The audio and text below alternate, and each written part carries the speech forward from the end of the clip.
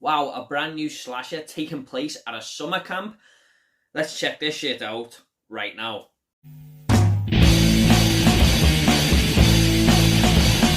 What is up everyone, Movie Worm back again with another review, and this is going to be for the 2021 film Fear Street Part 2, 1978, and it's directed by Leigh Janiak and stars Sadie Sink and Emily Rudd. Now this carries on telling the story of the cursed town of Shadyside, and this time we go to Camp Nightwing at a time where an axe-wielding lunatic went on a murderous rampage. Now, like I said in my review of the first film, I was really looking forward to part 2 of this planned trilogy from Netflix, because at the end of that movie you got to see a teaser for this one, and it all seemed to be taking place in this summer camp, and I'd say 90% of this film actually does. And I'm a sucker for slashers that take place in these locations. Friday the 13th franchise, of course, one of my favourites being The Burning.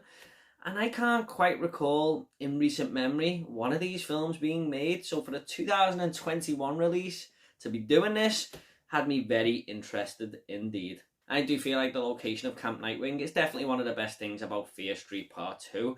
It just had that nostalgic feel from the 80s, you know, when all these movies were getting made. It sort of just transported you back to that time a little bit there. And I just love when these kids who are just smoking weed and tormenting each other and having little digs back and forth, just having fun really. And next minute, a body is found in the camp and a maniac's on the loose and panic sets in.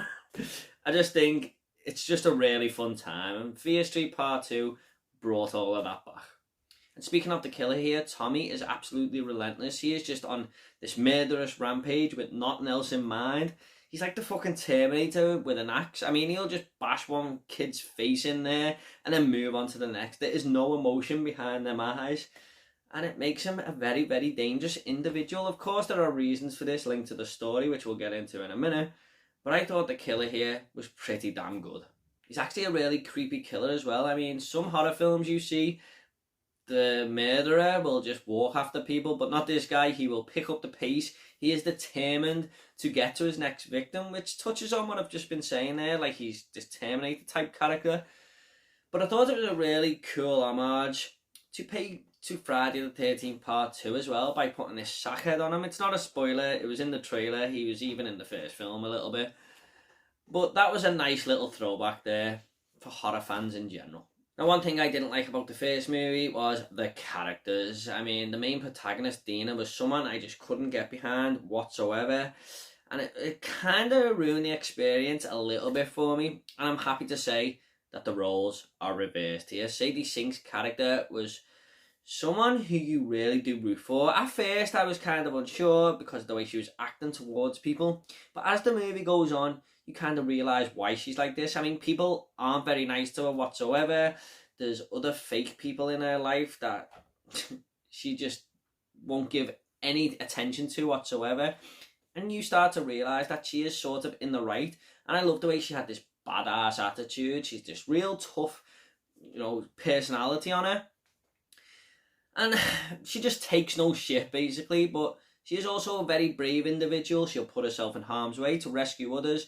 And for me, definitely the best character out of these two films overall. She's also supported well by Emily Rudd's character in this film, who is his sister.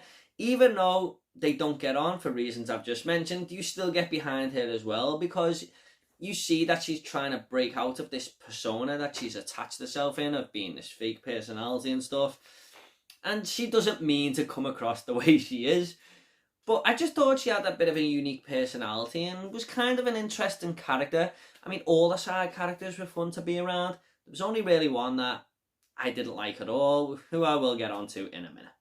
Now, one of the best things about this film was the story for me. I think it's aligning really nicely with part 1 there. A lot more things are starting to make sense as it unravels itself.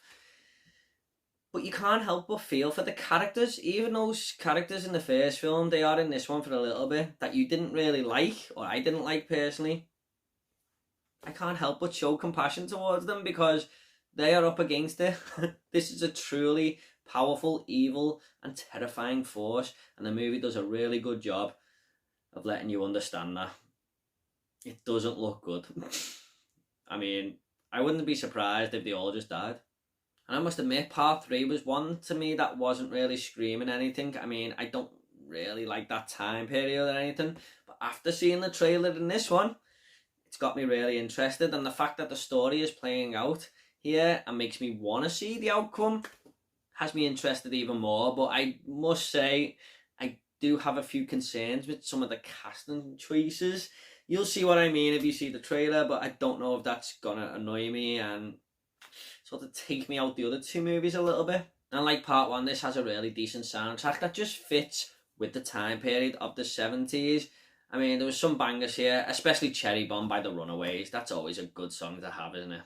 Now, I did say the characters were better in this film, but one thing that did underwhelm me compared to part 1 was the kills. I mean, they got a great killer there, like I mentioned, but some of these are just off screen. Now, I can take that, but when it's like 3 times in a row and you just haven't seen anything happen, you've just seen an axe go up in the air and then cut, it just felt like a missed opportunity there. I think this would have been way more awesome if we'd seen some blood, guts and gore, but it does pick up in the 3rd act, so that helped a little bit. Also, I did mention one character that I couldn't really get on board with, and that is Alice, played by Ryan Simpkins. She's acting like a total arsehole at the start of this film, and by the end of it, it sort of wants you to get on board with her and sort of get on her side. And this, I had the same problem with Dina in Fear Street Part 1. It's like they've done the same thing with a different character, and it sort of makes you want to survive this ordeal. But I was like, no, just kill her. I couldn't care less. The damage was already done. This movie does feel a little bit dragged out as well, though. I mean, it's not too bad, but at the end of the film, I was thinking, wow, this has been on like 15 minutes, way longer than I thought it would. But I was having a lot of fun with the film anyway, so it's not too bad of a negative, but it did feel like there was a little bit too much filler at times. Now, Fear Street Part 2 doesn't do anything too exceptional. I mean, despite the interesting backstory we have going on across the board here with these 3 films, it is mainly just a slasher at a summer camp. Nothing more. Now, to me personally, that's a good thing. I don't mind that whatsoever. But people who aren't fans of this slasher genre or weren't really big into horror from the 80s and stuff might just be expecting a little bit more, especially that it's landed on Netflix. I'm just going to go ahead and rate this movie now. I'm going to give Fear Street Part 2, 1978, a 7 out of 10. Bring on Part 3, because I just can't wait to see how all this plays out. Okay, at the end of these reviews, I always like to leave a little fun fact. Now, a fun fact for Fear Street Part 2 is that this is actually the second part of a trilogy, as you know, but it was actually filmed last. Okay guys, I hope you all enjoyed this review. Please consider subscribing to the channel. I've got a lot more reviews coming, lots more videos, and if you want to comment about Fear Street Part 2 or this planned trilogy in general, leave it down below and I'll get back to every single one of you, I promise. Take it all easy guys. I'll see you all in the next video.